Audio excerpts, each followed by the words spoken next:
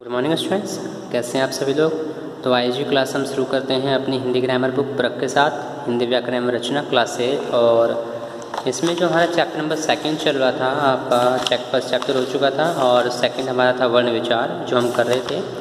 तो आज चैप्टर 2 में फाइनल करेंगे हम। तो हमने जो किया था अन्य ध्वनियों तक ये हो चुका था चैप्टर हमारा। ओके स्टूडेंट्स, तो आज बात करेंगे अन्य ध्वनियों से आगे।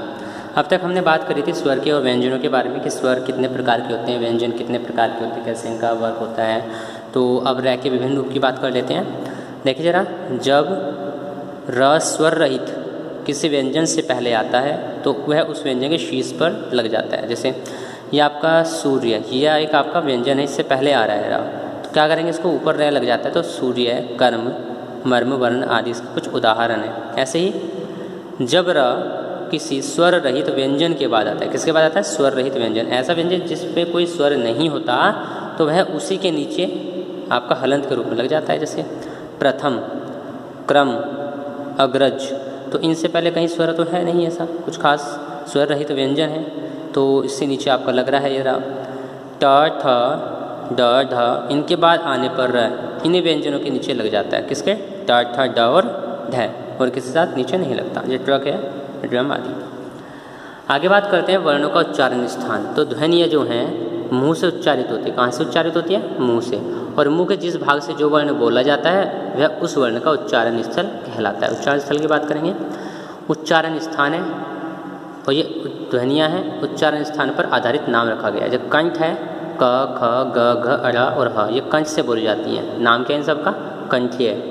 जिह्वा मूल से क, ख और र बोली जाती है, ये ग बोले जाते हैं, तो इनको जिह्वा मूल्य कहते हैं। तालु से च, छ, ज, झ, अन, य और श बोले जाते हैं, तालव्य बोलते हैं। मूर्धा ट, ठ, ड, ढ, अन, ट, ध, श, इनको मूर्धन्य बोलते हैं। दांत के प्रयोग से बोली जाती है, दांतों से त, थ, द, ध, द। यहाँ पे जो होता है ना दंत में, यहाँ पे जीव हमारी त, थ, द, द बोलते हुए दांतों से टकराती है, तो दंत्य बोलते हैं। तो इस तरीके से आपके सभी बोले हुए हैं, पढ़िएगा इनको।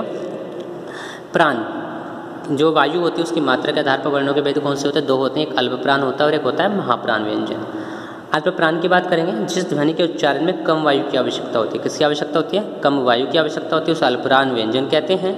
और प्रत्येक पहला, तीसरा और पाँचवां व्यंजन और अंतस्थ व्यंजन अल्पप्राण व्यंजन होते हैं। जैसे क वर्ग में क, ग, ड़, च वर्ग में च, ज, अन, तो इस तरीके से आप सभी दिए गए, अंतस्थ में भी य लगा।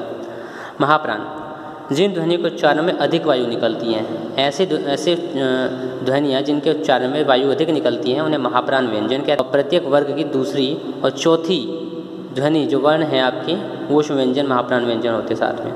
जैसे घ और घ, छ, झ, ये सब जो है महाप्राण व्यंजन कहलाते हैं। ऐसे ही आपका टा वर्ग में ठ, ढ, थ, ध, फ, भ, श, श, स, ह। नेक्स्ट है स्वतंत्रियों में कंपन के आधार पर वर्णों के भेद। अब देखो, जब हम ध्वनियों का उच्चारण करते हैं तो हमारी स्वतंत्रियाँ जो होती हैं हमारे कंठ में, तो उनमें कभी कंपन होता है और कभी नहीं होता। और इन कंपन के आधार पर ध्वनि दो प्रकार की होती हैं, अघोष और सघोष वर्ण।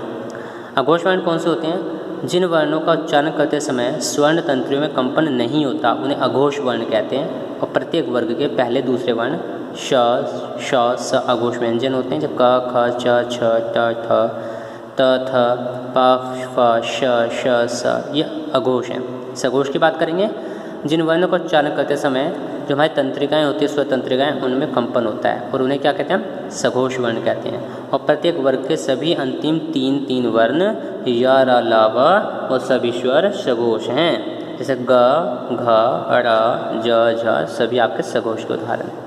वर्ण विच्छेद की बात करेंगे, शब्द में प्रयुक्त सभी वर्णों को, यानी कि एक शब्द जो बनाया उसमें जितने वर्ण होते हैं, जब हम उनको अलग अलग करके लिखते हैं तो वर्ण विच्छेद कहलाता है। क्या कहलाता है, वर्ण विच्छेद। जैसे विद्यालय है, व plus E plus the plus य प्लस आ प्लस ल प्लस अ प्लस य प्लस आ, विद्यालय को इस तरीके से अलग अलग कर दिया गया। ऐसी वीरता में जो वीरता लिखा हुआ है इसमें व प्लस ई प्लस र प्लस अ प्लस त प्लस आ, तो इस तरीके से आपके वर्ण विच्छेद होते हैं। तो इस पूरे चैप्टर को आपको रीड आउट करना है, समझना है, तो उसके बाद में यहाँ पे इसके क्वेश्चन आंसर करेंगे नेक्स्ट क्लास में।